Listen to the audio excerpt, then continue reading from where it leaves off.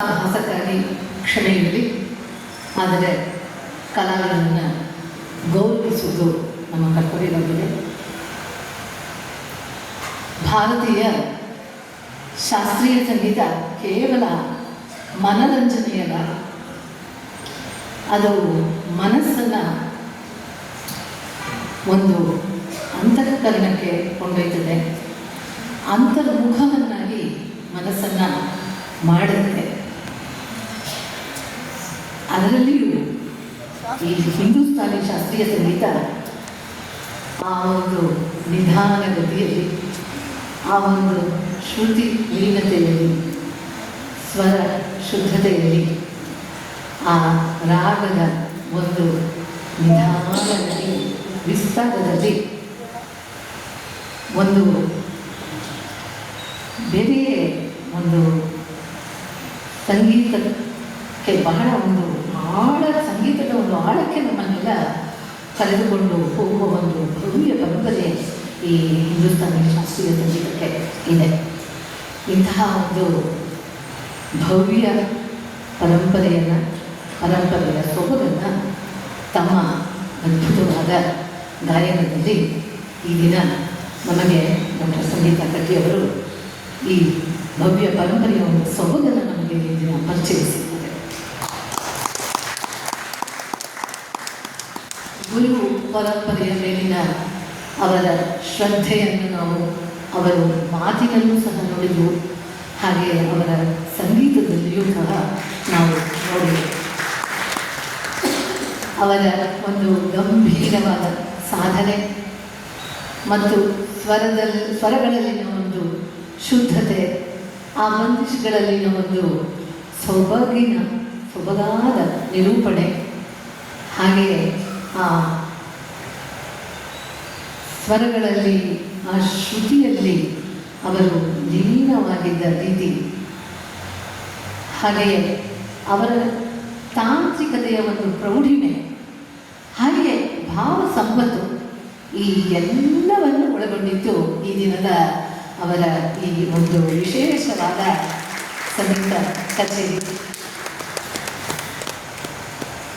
ಸಾಮಾನ್ಯವಾಗಿ ಯಾವುದೇ ಗಾಯಕರು ಒಂದು ಸೆಟ್ ಆಫ್ ಸಾಂಗ್ಸ್ ಅಥವಾ ಒಂದಷ್ಟು ಕೃತಿಗಳನ್ನು, ಒಂದಷ್ಟು ಬಂದಿಷ್ಗಳನ್ನು ತಯಾರು ಮಾಡಿಕೊಂಡು ಬಂದು ಆ ಒಂದು ಏನು ತಯಾರು ಮಾಡಿಕೊಂಡು ಬಂದಿರ್ತಾರೆ ಅದರ ಒಂದು ಹಿನ್ನೆಲೆಯಲ್ಲಿ ಅವರು ಒಂದು ಕಚೇರಿಯನ್ನು ನೀಡ್ತಾರೆ. ಆದರೆ ಸೀಸನ್ಡ್ ಆರ್ಟಿಸ್ಟ್ಸ್ ಅಂತ ಏನಿರ್ತಾರೆ ಅವರು ಮಾತ್ರ ಶ್ರೋತೃಗಳನ್ನು ನಿಮಗೇನು ಬೇಕು ಅನ್ನುವ ಕೇಳುವ ಧೈರ್ಯವನ್ನು ಮಾಡ್ತಾರೆ. ಅಂತಹ ಒಂದು ಸೀಸನ್ಡ್ ಆರ್ಟಿಸ್ಟ್ ನಮ್ಮ ಸಂಗೀತಾ ಕಟ್ಟಿಯವರು. ಇದಕ್ಕೆ ಮುಖ್ಯವಾಗಿ ಅವರ ಅಪಾರವಾದ ಅನುಭವ, ಅವರ ಒಂದು ಸಂಗೀತದಲ್ಲಿ ಅವರ ಪರಿಶ್ರಮ, ಸಾಧನೆ, ಹಾಗೆಯೇ ಅವರ ಸಾವಿರಾರು ಪ್ರತಿಷ್ಠಿತ ವೇದಿಕೆಗಳಲ್ಲಿ ಅವರಿಗಿರುವ ಅನುಭವವೇ ಇದಕ್ಕೆ ಕಾರಣ ಅಂದರೆ ತಪ್ಪಾಗಲಾರದು. ಇಂತಹ ಒಂದು ಅದ್ಭುತ ಸಂಗೀತವನ್ನು ನಮಗೆ ಈ ದಿನ ನೀಡಿದ್ದಕ್ಕಾಗಿ ಶ್ರೀಮತಿ ಸಂಗೀತಾ ಕಟ್ಟಿ ಕುಲಕರ್ಣಿಯವರಿಗೆ ರಾಗ ವೈಭವದ ಪರವಾಗಿ ಹಾಗೂ ಮೈಸೂರಿನ ಶ್ರೋತೃಗಳ ಪರವಾಗಿ ಹೃತ್ಪೂರ್ವಕವಾದ ವಂದನೆಗಳು. ಸಂಗೀತದ ಒಂದು ಮುಖ್ಯವಾದ, ಭಾರತೀಯ ಸಂಗೀತದ ಒಂದು ಮುಖ್ಯವಾದ ಉದ್ದೇಶವೇ ಶ್ರೋತೃಗಳಿಗೆ ಭಕ್ತಿ, ಶ್ರೋತೃಗಳ ಮನಸ್ಸಿನಲ್ಲಿ ಭಕ್ತಿಯನ್ನು, ಸುಖವನ್ನು, ಶಾಂತಿಯನ್ನು, ಸಂತೋಷವನ್ನು, ಆನಂದವನ್ನು ತಂದುಕೊಡೋದು. ಈ ದಿನ ಈ ಎಲ್ಲವನ್ನು ನಾವು ಈ ಸಂಗೀತದಲ್ಲಿ ಆಲಿಸಿ ಕೊಂಡೊಯ್ತಾ ಇದ್ದೇವೆ ಅಂತ ಹೇಳೋದಕ್ಕೆ ಸಂತೋಷವಾಗ್ತಾ ಇದೆ. ಈ ಒಂದು ಅದ್ಭುತವಾದ ಕಚೇರಿಗೆ ಸಹವಾದನದಲ್ಲಿ ಅಪಾರ ಅನುಭವವಿರುವ ನಮ್ಮ ರಾಜೇಂದ್ರ ನಾಪೋರ್ಗಳು ತಬಲಾದಲ್ಲಿ, ಹಾಗೂ ಸತೀಶ್ ಕೊಡಿಂಗರು ಹಾರ್ಮೋನಿಯಂನಲ್ಲಿ ಸಾಥ್ ನೀಡಿದ್ದರಿಂದ ಯಾವ ಒಂದು ವೈಭವೋಪೇತವಾಗಿ ಈ ಕಚೇರಿ ನಡೆಯಿತು ಅನ್ನೋದನ್ನು ನಾವು ನೋಡಿದೆವು.